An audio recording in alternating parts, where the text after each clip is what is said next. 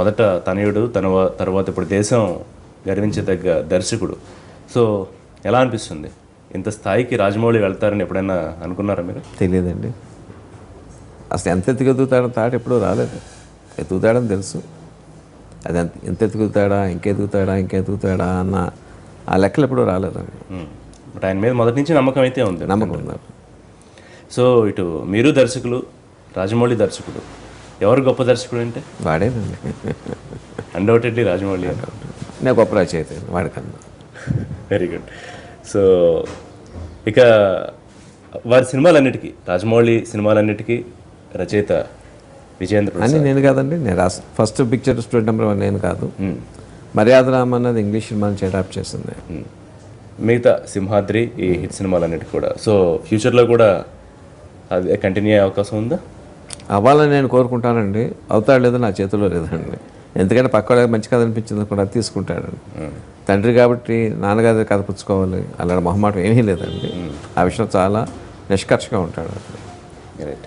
ఇక ముఖ్యంగా సినిమాలో ఒక major and different episode Kalakeya పాత్ర అండ్ మొత్తం ఆ సైన్యం వాళ్ళు వాడే భాష కిలికిలి. అసలు ఆ భాషకు సంబంధించి ఆలోచన ఎవరిది ప్రసాద్ గారు?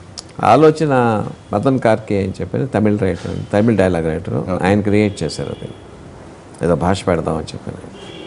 ఆయనే దానికంతా అంటే దానికి ఒక లిపి రాసి దానికి వర్డ్స్ క్రియేట్ చేసి అలా చేశారా మొత్తం? చేశారు.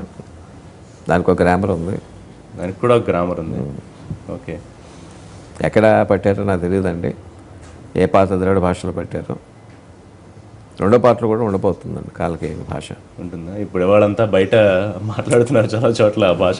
ఎవరినైనా తిట్టాలన్నా ఆ భాషే, లేకపోతే ఒక్కొక్కసారి పొగడాలన్నా కూడా ఆ భాషే మాట్లాడుతున్నారు. సో ఇక కమింగ్ టు బజరంగి భాయిజాన్ అండి, అందులో ఒక ఎమోషనల్ ఇంటెన్షన్, దానికి అందరూ కూడా తలంచుతున్న పరిస్థితి. వాళ్ళ పెద్ద పెద్ద హిందీ దర్శకులు కానివ్వండి, మనవాళ్ళు కానివ్వండి, అంత ఎమోషన్ పాయింట్ని ఎట్లా పట్టుకోగలిగారు? అంటే మౌనంలోనే ఎమోషన్ ఉందండి. మనకి ఇండియాకి పాకిస్తాన్ మధ్యన పచ్చగడ్డేస్తే బగ్గుమంటుంది అని మనందరికీ కూడా విదితమే. అవ్యాజంగా పాకిస్తాన్ పేరు చెప్తేనే చిరాకు, కోపం వస్తాయి. అలాంటి దేశంలో ఒకడు వెళ్ళాలి. దేనికోసం వెళ్ళాలి? వాడి స్వార్థం గురించి కాదు. వాడి తాలూకు అమ్మాయి మోగపిల్ల తప్పిపోయింది, ఆ పిల్లలు అక్కడ చేర్చాలి. దాంట్లో ఎంతో మానవత్వం ఉందండి. వెళ్ళేది ఎంతో డేంజరస్ ప్రదేశం అండి. ఆ కాంబినేషన్లోనే, ఆ కాక్టైల్లోనే కిక్ ఉందండి. దాన్ని ఎలా ప్రజెంట్ చేస్తే సరే, సిన్సియర్గా ప్రజెంట్ చేస్తే చాలు, హృదయానికి హత్తుకుంటుందండి. సో మీ థాట్ని డైరెక్టర్ కూడా చాలా సిన్సియర్గా, ఎమోషనల్గా ప్రజెంట్ చేస్తారు. డైరెక్టర్తో పాటు హీరో అండి. ఈ కథ ముందు అమెరికా అని చెప్పడం తటస్థించిందండి. సౌదీలో కొంతమంది చెప్పాను, ఎందుకు వాళ్ళు కరెక్ట్ కాలేదు. ఆ తర్వాత సల్మాన్ ఖాన్ దగ్గర యాదృచ్ఛికంగా వెళ్ళిందండి. ఆయన దగ్గరికి వెళ్ళిన తర్వాత అనిపించింది యాదృచ్ఛికం కాదు, this intention of the God, భగవంతుడు ఇలా సంకల్పించాడు. ఎందుకంటే బయట మనకి పేపర్లో చూస్తే సల్మాన్ ఖాన్ వేరండి. ఆయన మీద కోర్టు కేసులు అని ఇవన్నీ ఉన్నాయండి, లేవంటలేదు. బట్ పర్సనల్గా చూస్తే is one of the nicest warm human beings అండి. ఎంతోమంది, పోయిన ఏడాది 2000 మంది చిన్నపిల్లలకి హార్ట్ ఆపరేషన్ ఫ్రీగా చేయించాడండి ఆయన. తన ఇన్కంలో సబ్స్టాన్షియల్ పోర్షన్, ఎస్పెషల్లీ ఈ సినిమాలో ఆదాయం వస్తుంది అదంతా కూడా ఆయన తాలూకు చారిటీస్ కోసమేనండి. తన ఫ్రెండ్స్ కోసం out of the way help చేస్తాడండి.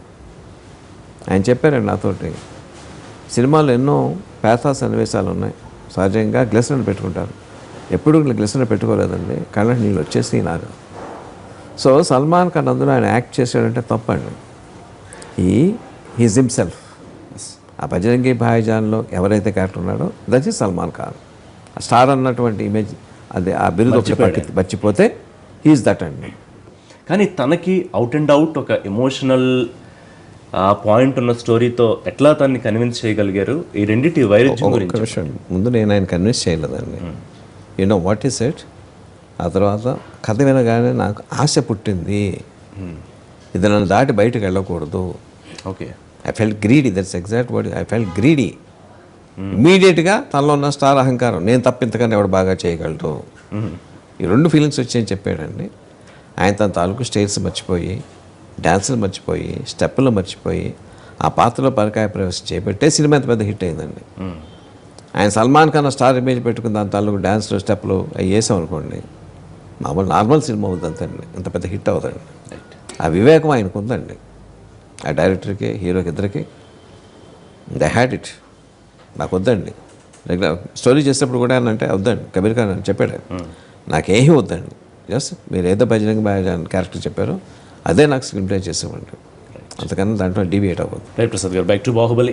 మేము స్క్రీన్ మీద చూసింది కాకుండా, విన్నది కాకుండా, ఇంకా బాహుబలి ది బిగినింగ్ గురించి మేము కానీ మా ప్రేక్షకులు కానీ తెలుసుకోవాల్సిన విషయాలు ఏమైనా ఉన్నాయా? చూసేసినంత ఇంకెందుకండి. కానీ ఒకే ఒక విషయాన్ని చాలా నేను టెన్షన్ ఫీల్ అయ్యాను, బల్లాల దేవుడి క్యారెక్టర్ విషయంలో. ఓకే.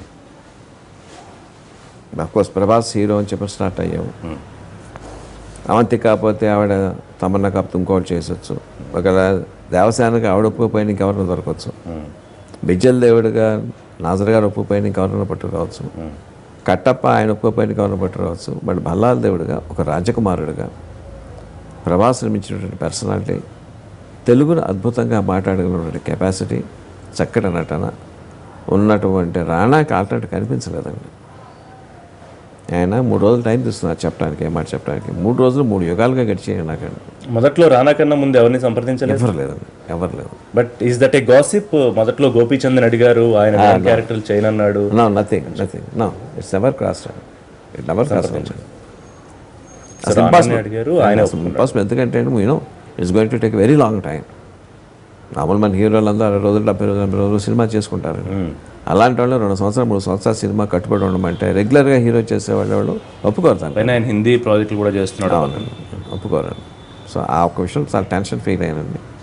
ఆయన ఒప్పుకుంటే చాలా చాలా చాలా రిలీఫ్ ఫీల్ అయినాను. ఆ రిజల్ట్ వాళ్ళకి అనిపిస్తుంది కూడా స్క్రీన్లో. ప్రసాద్ గారు, ఇంకా నెక్స్ట్ తదుపరి మీరు తీయబోయే సినిమా, మీ దర్శకత్వం రాబోయే సినిమా గురించి ఏమని చెప్తారా మా ఇంటి ప్రేక్షకులకి? వాళ్ళు చేస్తున్నానండి, అందరు కొత్త వాళ్ళతో చేస్తున్నాను. ఇట్స్ ఏ ఎరోటిక్ థ్రిల్లర్ అండి. అంతేనా? ఒక్క మాటేనా? సో త్వరలో స్టార్స్తో కూడా సినిమా తీయబోయే అవకాశాలు ఏమైనా ఉన్నాయా? మీడియా హిందీలో చేయబోతున్నానండి. పహ్లజ్ నిహ్లాని సెన్సార్ బోర్డ్ చైర్మన్, ఆయనతో 2 ప్రాజెక్ట్స్ కమిట్ అయ్యానండి. ఇది అవగానే స్టార్ట్ చేస్తాను. తెలుగులో ప్రసాద్ గారు, తెలుగులో పెద్ద హీరోలతో చేసే ఆలోచన ఏం లేదా? వాళ్ళకి నాతో చేసే ఆలోచన లేదండి. Okay. So Baahubali the conclusion చిన్న హింట్ ఏమన్నా ఇస్తారా? డెఫినెట్గా ఇది సినిమా చూసిన ప్రేక్షకుడు ఏం ఎక్స్పెక్ట్ చేస్తాడో వాళ్ళ తాలూకు ఎక్స్పెక్టేషన్ రీచ్ అయ్యేలాగే సినిమా ఉంటుందండి. సెకండ్ హాఫ్లో అద్భుతమైన డ్రామా చూడబోతున్నారండి. స్పెక్టికల్తో పాటు ఫస్ట్ హాఫ్లో డ్రామా లేదు మనకి. ఆ డ్రామా సెకండ్ హాఫ్లో చూడబోతున్నారండి. ముఖ్యంగా ఆడవాళ్ళకి విపరీతంగా నచ్చుద్దండి. Especially the drama between Anushka and Sivagami and Devasena మధ్య ఏదైతే డ్రామాలో అత్తాకోడల మధ్యన చాలా అద్భుతంగా ఉంటుందండి. అదండి హృదయాన్ని హత్తుకుంటుందండి. శివగామి క్యారెక్టర్ చెప్పే డైలాగ్, నేను చేసిన పాపాలకి నన్ను శిక్షించు, బిడ్డను కాదు అన్న దాంట్లోంచి ఏదో చాలా స్టోరీ ఉండబోతోంది అని తెలుస్తోంది. మీరు ఇది కేవలం ట్రైలర్ పరిచయం అంటే ఇక సెకండ్ పార్ట్ మీద అంచనాలు ఆకాశాన్ని దాటేస్తాయి. నేనే థ్యాంక్ యూ విజయన్ ప్రసాద్ గారు. బాహుబలి ది కన్క్లూజన్ మరింత పెద్ద సక్సెస్ అవ్వాలి, మరిన్ని 100 కాదు 1000 కోట్లు కలెక్షన్లతో పాటు అందరి హృదయాలు కూడా గెలుచుకోవాలి.